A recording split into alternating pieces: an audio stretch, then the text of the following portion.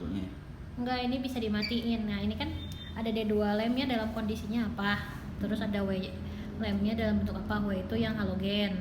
Kalau yang D2 itu yang deuterium. Nah nanti kalau misalnya lagi kondisinya dipakainya cuma satu lampu, yang lainnya bisa dimatiin. Satu lampu. Ya, jadi kan misalnya D2 lamp itu yang buat UV. Iya. Nah, kalau misalnya kamu ngukurnya ternyata pakainya yang itu doang, yang apa namanya, yang visible doang, yang D2 lampnya matiin aja, karena kan dia kalau nyala ngulangin lifetime. Jadi bisa dimatiin. Oh, ini yang UV-nya. Ini yang W itu lampu visible. Nah, nentuin gunain lampu UV atau visible di mana? Panjang gelombang. Panjang gelombang berapa? Tergantung. Ya iya, nanti kan kalau misalnya tergantung sampel kita kan. Sampel kitanya itu dia berwarna atau enggak. Kalau berwarna? Dia pasti visible. Visible. Kalau nggak berwarna pakai UV. Nih, D2 lamp wavelength-nya 190 sampai 370. Kalau misalnya yang halogen berarti dari 370 sampai 1100. Halogen itu yang visible? Yang W2 ya.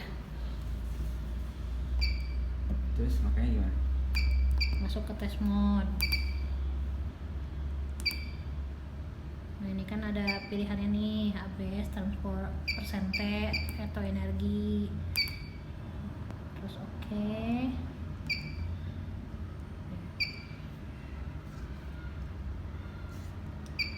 Nah balik ke sini. Ini kita pilih si ininya, settingannya.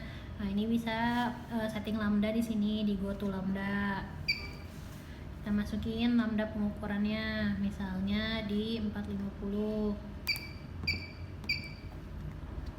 Enter.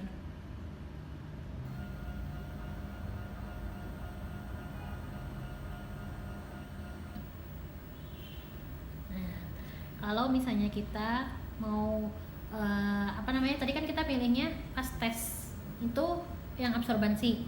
Nah, jadi di sini berubah jadi sini absorbansi, yang di sini persente. Kalau misalnya tadi kita di sininya pilihnya yang persente, yang persentenya di sini, yang absorbansinya di atas. Nah, ini dia.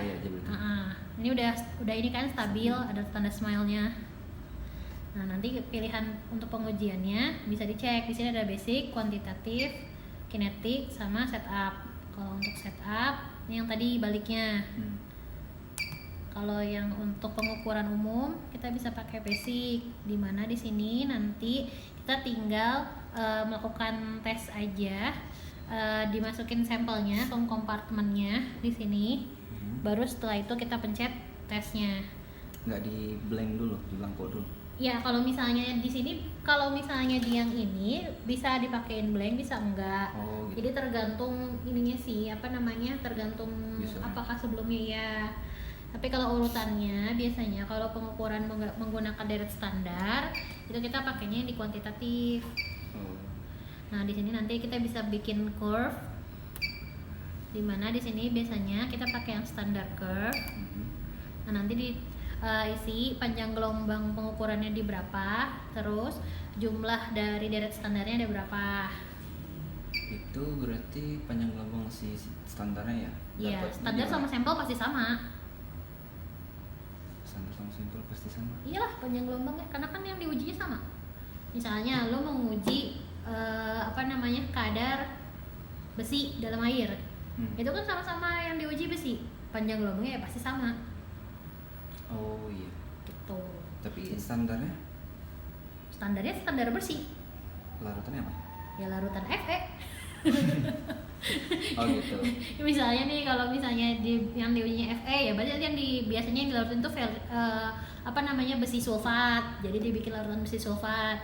Konsentrasinya berapa sampai berapa, biasanya tergantung rujukan dari metodenya, apakah lewat SNI atau dari AOAC-nya atau dari LH-nya, permen LH-nya. Itu udah ada semua metodenya di situ. Baru nanti sampelnya besi dalam air gitu. Ya, tergantung, bisa dalam limbah, bisa dalam air, bisa dalam minuman.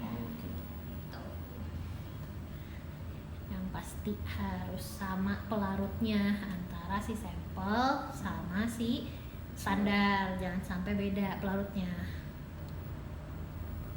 Terus kita isi ini, dimasukin aja nilainya. Nilainya ada 6 dari standar, enter.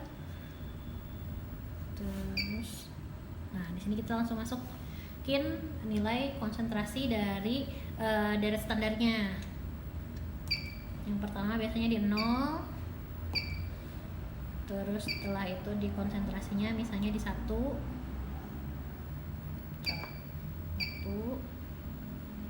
Enter. Terus yang di keduanya di 2. Enter. Salah.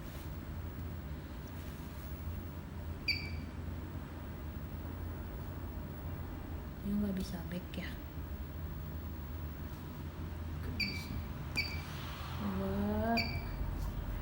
Terus ini 4.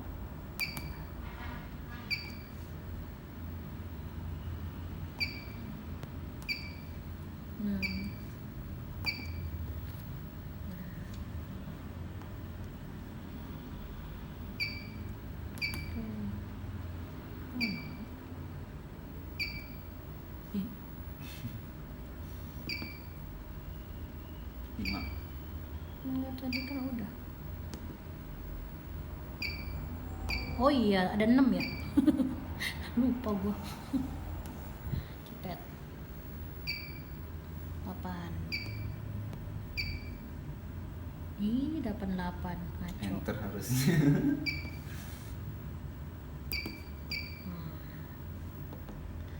Oke. Terus kita setelah ini next. Nah, nanti setelah itu dia langsung masuknya ada tulisan read. Nah, ini kita masukin dulu deret standarnya di sini sesuai dengan urutan yang kita masukin di sini. Yang di depan blanko 0, terus deret standar 1, deret standar 2, deret standar 3. Oh, yang satu itu blanko berarti 0. Ya, 0 tuh di blanko. Karena apa namanya? Dianggapnya bahwa pelarut itu sebagai konsentrasi 0. Walaupun misalnya ternyata dia mengandung di yang misalnya pakai air. Sebenarnya di air tuh kadang mungkin ada kan gitu besinya. Nah, tapi kita dianggapnya bahwa itu adalah pengotor gitu. Jadi dianggapnya konsentrasinya tetap 0. Berarti nanti ini kebaca ABS-nya sini. Iya, betul. Nah, nanti kita isi nih. Misalnya dari sekarang kita baca aja dulu ya. Read. Sekian. Nah, terus kita ke bawahin. Ininya juga kita geser. Kalau yang kedua, ini kan nggak ada. Maksudnya ntar diisinya kayak gitu. Iya. Ini kita baca lagi yang ini aja lah. Biarin. Coba read aja masuk. Ya, read. Terus kita baca di sini, read. Baca lagi, read. Read. Read. Oke. Nah, tarik sini ketahuan nih. Ya, kurvanya segini. Nanti kita langsung masukin sampel kita. Masukin sampel, tes. Nomor berapa dulu? Tes. Oh, ini Nah, langsung dapat konsentrasinya 0,2. Perlu masukin panjang gelombang tadi enggak? Udah, kan tadi yang ini kan berdasarkan hasil regresi yang tadi. Jadi dia tuh udah punya kurva, tapi apa namanya? Oh, dapat dari konsentrasi tadi iya, panjang gelombangnya. Gitu. Terus kita geser, anggaplah ada sampelnya gitu ya. Kita tes lagi. Nah, yang kedua Ini segitu. patokannya si standar tadi ya? Iya, Oke, kalau cancel udah berarti. udah selesai. Kalau basic langsung baca ya? Oke. Kalau kinetik yang pakai waktu. Coba start. Oh, enggak kebaca ya? Ini dia nggak geser tuh. Oh, bisa. Oh iya. Berarti kalau yang kinetik ini gunanya yang sampel yang beraksi? Iya, jadi yang kalau sampel yang nanti dia kalau misalnya semakin lama waktunya mungkin sampelnya akan semakin pekat gitu. Nanti dia harus dibaca di menit kesekian. Oke. Ada beberapa sampel yang didiamkan dulu.